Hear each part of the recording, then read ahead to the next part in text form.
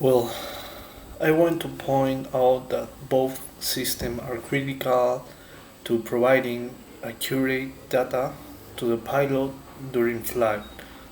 The pitot static system is essential for measuring speed, altitude, and rate of climb, while the vacuum system is essential for operating instruments such as the attitude indicator and the bank and turn indicator.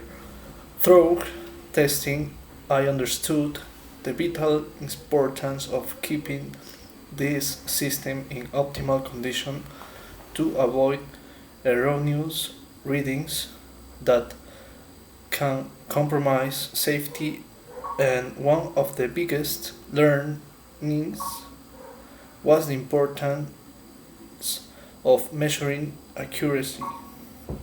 The difference observed between the aircraft altimeters and the test equipment made me reflect on how even a small deviation can have a significant impact during flight.